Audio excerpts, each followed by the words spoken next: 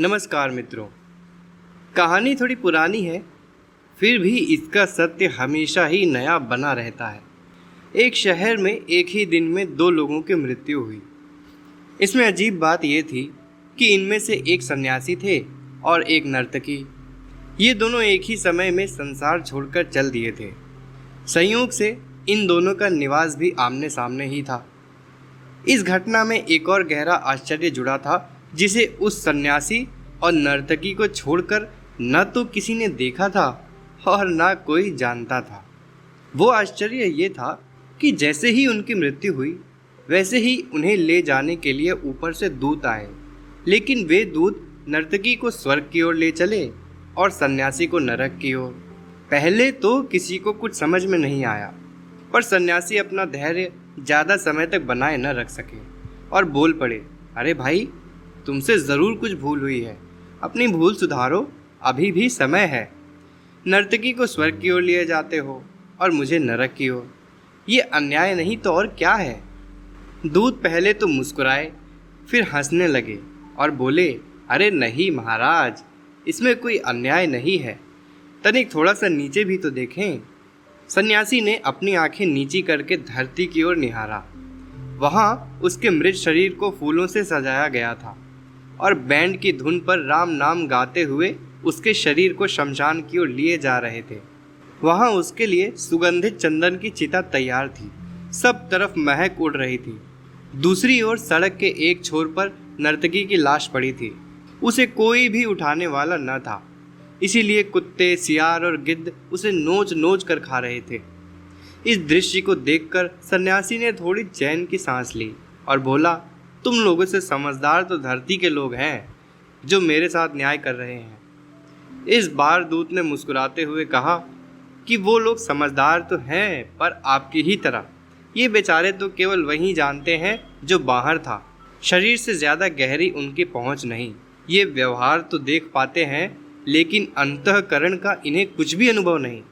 जबकि असली सवाल तो व्यवहार का नहीं, चरित्र व चिंतन का है, शरीर का नहीं, मन का है।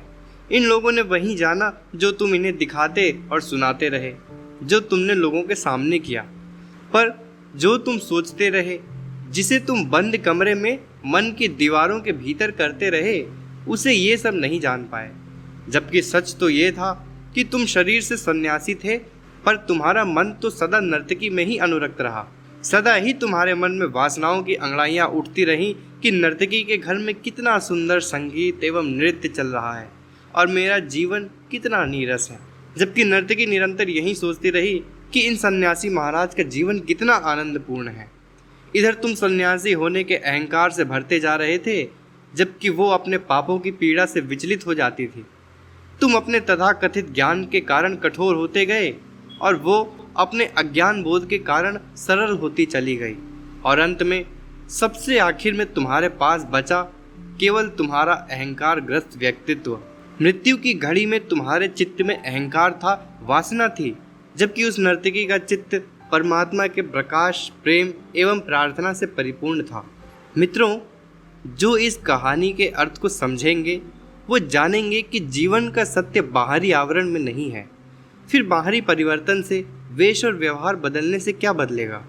जिनके जीवन में आंतरिक क्रांति घटित हो रही है, समझो वही आध्यात्मिक पथ पर अग्रसर है। जिनकी कोशिश केवल व्यवहार के बदलाव तक सीमित है, वे नैतिक तो हो सकते हैं, पर अभी वे अध्यात्म और आध्यात्मिकता से कोसों दूर हैं। क्योंकि सच तो यही है कि शारीरिक तल पर किसी भी परिवर्तन का कोई गहरा मोल नहीं है। हम उपासना तो करते हैं, साधना तो करते हैं, यज्ञ तो करते हैं, स्वाध्याय तो करते हैं, पर इसी को सब कुछ मान लें, ये सही नहीं है। मित्रों, ज्ञान की हमारे अंतरंग में स्थापना हुई या नहीं, इसकी पहचान सिर्फ एक है कि जिस तरह के विचार हम सुनते या पढ़ते हैं, उसको जीवन में क्रियात्मक रूप देने या प्रैक्टिकली इम्प्लीमेंट करने का साहस इकट्ठा हुआ या नहीं। एक बात केवल सुनने समझने तक सीमित है। जैसे कि लोगों का मानना है कि कथा सुन लेनी चाहिए, गीता रामायण पढ़ लेना चाहिए, रामायण सुनना सुना लेना चाहिए, बस खत्म हो गया और पुण्य हो गया। बात ये नहीं है। ये सारे का सारा ज्ञान इसलिए आया ताकि मनुष्य उन विचारों को अपने चरित्र में ढाल सके। भगवान श्री कृष्ण ने केवल गीता का ज्ञान दिया ही नहीं, बल्कि अर्जुन को कर्म करने के लिए भी कहा। भगवान राम जी अपने पैर पुजाने या अपनी आरती उतरवाने के लिए नहीं आए थे, बल्कि लोगों को ये प्रेरणा देने के लिए आए थे कि अनीति और अन्याय के विरुद्ध छोटे आदमियों को भी संघर्ष करना चाहिए। अगर बीज बोया जाए और उसमें से अंकुर ना निकले, पत्तियां ना निकले, तो बीज बोने का क्या लाभ। समाज अर्थात भगवान की पूजा करने के लिए अच्छे, श्रेष्ठ और जीवन को ऊंचा उठाने वाले विचारों को लोगों में विस्तृत करना चाहिए और फैलाना चाहिए। हमको हर जगह देव मंदिरों की स्थापना करनी है। देव मंदिर वो नहीं है जिसमें पत्थर की मूर्तियां रखी गई हैं। देव मंदिर वो है जहां ज्ञान रखा हुआ है। असली भगवान का मंदिर उसी को कहते हैं। मित्रों, पुस्तकालय सत्संग की आवश्यकता को पूरी कर सकते हैं और कोई पूरी नहीं कर सकता।